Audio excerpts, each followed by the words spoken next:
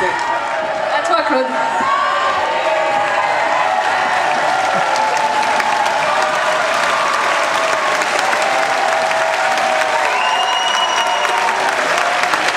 Mes chers amis, quelle joie immense de vous retrouver si nombreux ce soir. Vous l'avez compris, vous battez les records de mobilisation.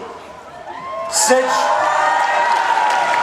joie, je vous l'exprime au nom du Doubs, mais aussi au nom de mes collègues de chaque département franc-comtois, Yves Ackermann pour le territoire de Belfort, Yves Cratinger pour la Haute-Saône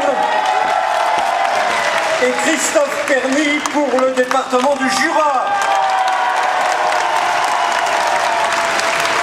Oui, joie de vous retrouver tous, car cela fait longtemps que vous êtes fidèles aux grands rendez-vous pendant les campagnes, mais aussi dans les manifestations, dans la vie associative ou dans vos engagements citoyens au quotidien. Oui, vous êtes fidèles et votre nombre en témoigne ce soir. Mais je le vois aussi, d'autres ce soir nous rejoignent. C'est sans doute que chacun pressent que ce rendez-vous présidentiel est essentiel pour l'avenir de notre pays. Oui, le 22 avril, le 6 mai seront décisifs. Ces dates, nous les attendons avec impatience et fébrilité. Le 6 mai devra sonner l'heure du changement. Mais nous avons connu, chers amis, tant d'espoirs avortés et mené tant de combats déçus.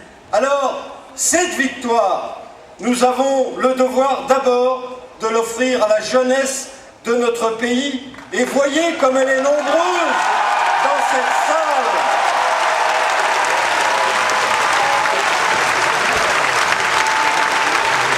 François, vous le savez, a mis la jeunesse au cœur de son projet.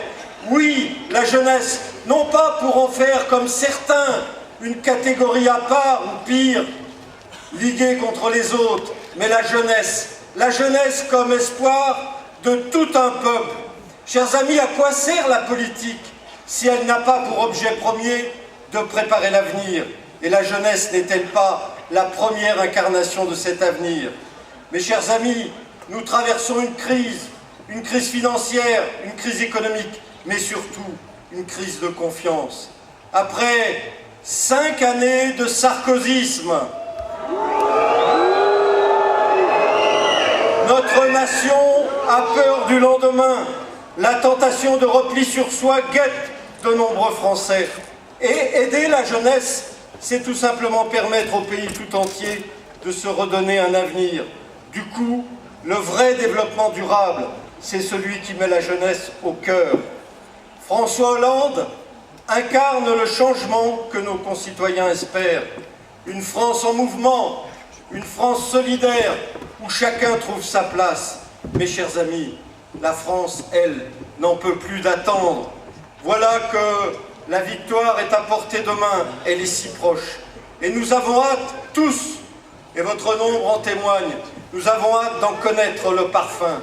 Mais nous avons hâte aussi d'affronter ces nouvelles responsabilités pour lesquelles nous sommes prêts, même si nous savons qu'elles seront difficiles.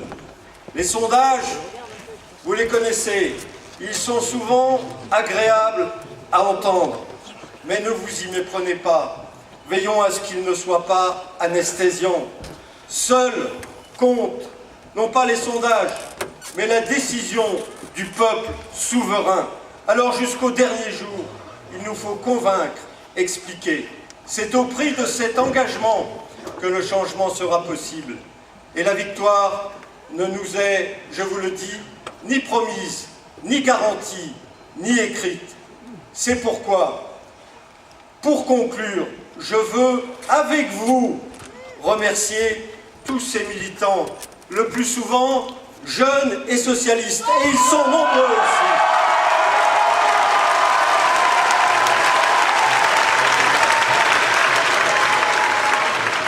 Vous les voyez dans les rues, sur les places ou dans les cages d'escalier, à la rencontre inlassable de nos concitoyens. Ils n'attendent rien d'autre que la réalisation de leurs espérances et de leurs convictions. Je veux leur dire, avec vous, mon admiration, ma fierté et ma reconnaissance pour tout le travail effectué dans l'ombre, et vous leur devez une ovation.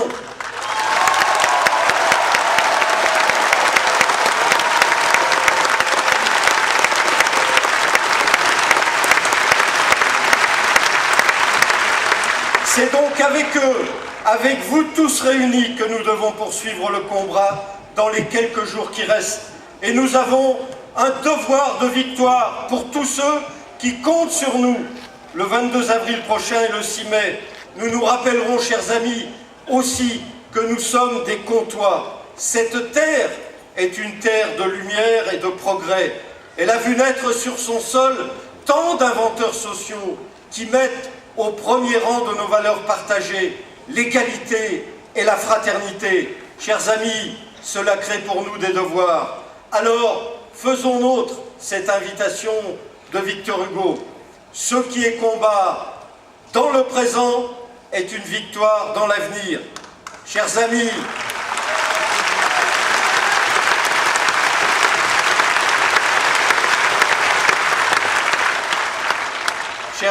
cette victoire dans l'avenir, vous l'aurez compris, c'est François Hollande, président de la République et président de tous les Français, et c'est maintenant.